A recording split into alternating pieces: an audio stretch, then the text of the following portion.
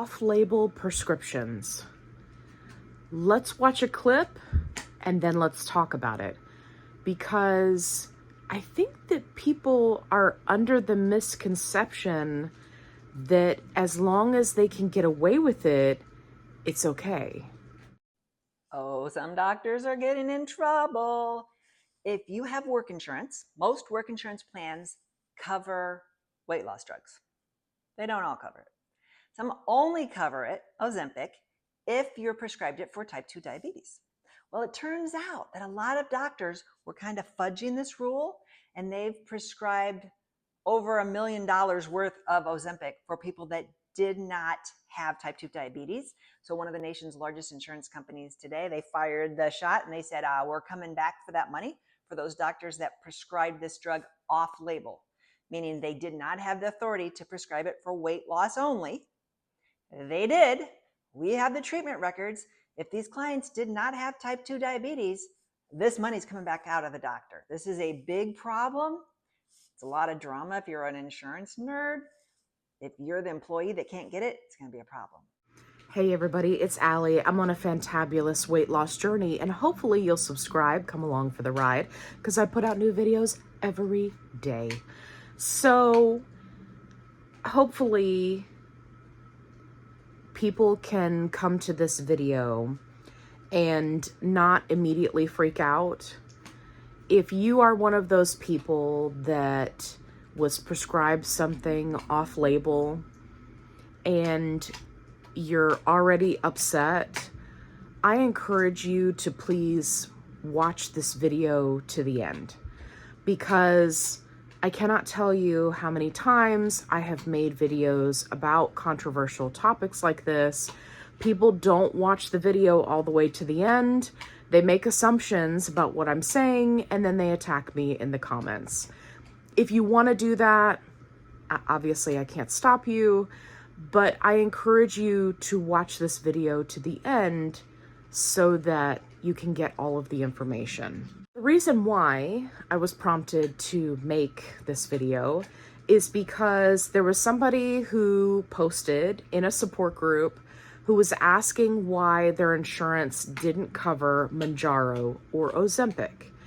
And they had received quite a few answers, none of which were very helpful.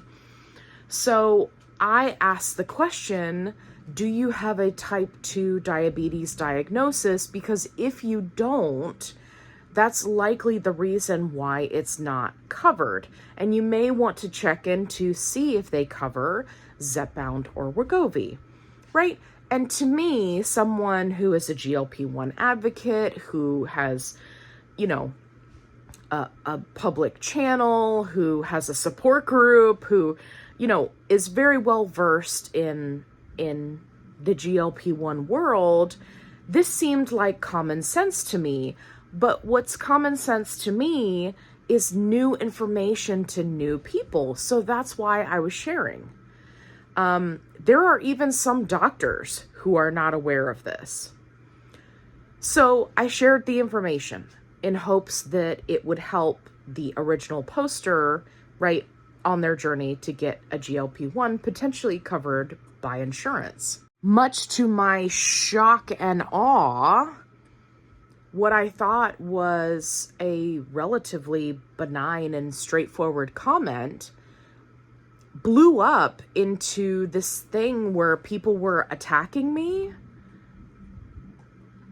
talking about if people's insurance covers it for off-label, then it's not just for diabetics, and whatever somebody's doctor's reason for prescribing a medication is between them and their doctor, and how dare I, say anything. And I was like, what is wrong with people? I think that, to be fair, I think part of this comes from a niche group of diabetics who have made it their goal in life to make everyone else who's on these medications miserable by saying, you're taking medicine from diabetics. You're doing all this terrible stuff. If this weight loss version wasn't out here, we wouldn't have a shortage for diabetics, right? Now, for those of you who are new, I have type 2 diabetes. So I can say this kind of stuff and you can't come for me. Okay? Nice try. But I imagine that those people who are so super defensive encountered one of those diabetics, right? That's all gung-ho and right? For no reason. Everyone should have access to these medications if it can help them with any aspect of their life. Type 2 diabetes, Hashimoto's, PCOS, insulin resistance, sleep apnea, heart conditions, kidney conditions. The list goes on and on and on. It does not matter to me what your conditions are. I, in fact, don't even care if you just have 20 pounds to lose and you want to take Zepbound. Hey, more power to you. Because the thing is, if we can stop people from becoming obese, we can stop a lot of these other conditions. So I am probably of a smaller group of influencers who believes that everyone should have access regardless of their reasoning. If you go to your doctor and your doctor thinks it's appropriate for you based on the entirety of your health conditions, your health concerns, and that's a decision that you and your doctor make, you have 100% of my support. I'm all for it. Because if we can stop people from getting to a point where it becomes a serious problem, where they have to lose hundreds of pounds, I think that's phenomenal. But I digress. So back to the people that were attacking me in the comments. So essentially it was a group of individuals who have very obviously been prescribed either Mounjaro or Ozempic off-label, right? Meaning it's for weight loss and they're not on the weight loss version. And they just kind of went off the chain. And I tried to explain the best way that I could that they should go ahead and look into the weight loss versions, Wegovy, Zepbound, of these medications, see if their insurance covers them, and be ready. Because at some point, it's going to catch up with you, right? And we're starting to see it just like in this video clip. We're starting to see it with pharmacies. We're starting to see it with doctors. We're starting to see it with the pharmaceutical companies. They have given leeway and a certain amount of time for people who were prescribed the medications off label to then, right, transition over, right? So we're not like pulling the rug out from people. But when they take a medication and split it like this, there comes a point when someone is going to put their foot down and say, okay, enough is enough. You have to stop prescribing this off label. If it's just for weight loss and these are the criteria, right? Whatever the criteria are for that insurance company or that prescription, then, you know, you have to move people over to that prescription. And for some reason, people get really mad about this. I don't know if it falls back to that original OG mentality, right? I've been seeing a lot of GLP1 drama on TikTok where people who got on the medication first are like well, we were here first and we know the most and we are the best and we give the best advice and right? Like, it's all just kind of silly, in my opinion. It's almost like that mentality, like, oh, I was prescribed this off-label, before the Zepbound and the Wegovy were even an option. Therefore, I should be able to keep my medication. Like, I want you to have the medication.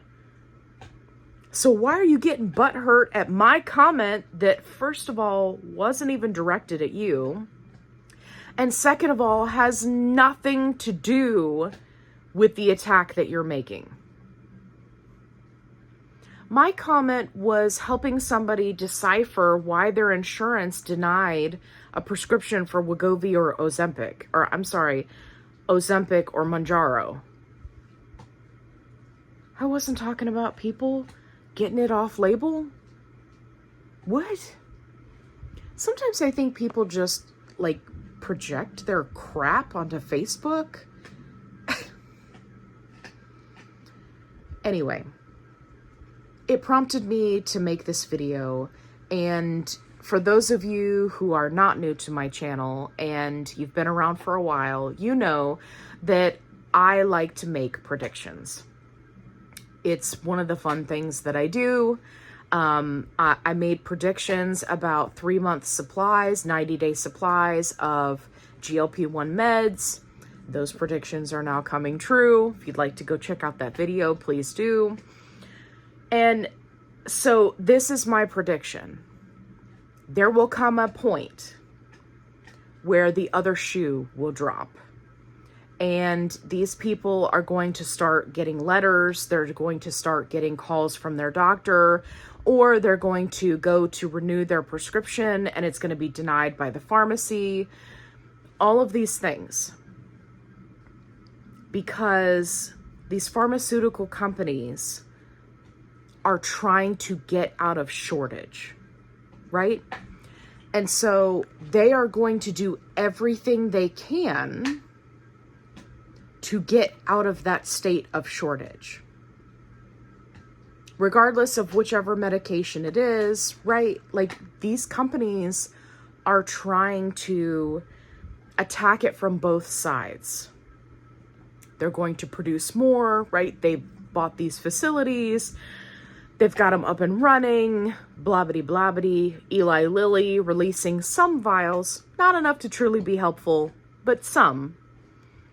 And then, right, Novo Nordisk for Ozempic and Wegovy ramping up production, right? They're trying to attack this from both sides. So if you think that you're safe on your prescription that's being prescribed off-label, I am predicting that it's only a matter of time. It's only a matter of time. And I'm not telling you that to upset you. I'm not telling you that so that you'll get angry with me and run to the comments to, tear me a new one. I'm telling you that so that you can prepare. So that you can go ahead and look into your options, so that you can get that 3-month supply before they do away with it, so that you can try to make a plan if getting compound to hold you over is a good option for you, right?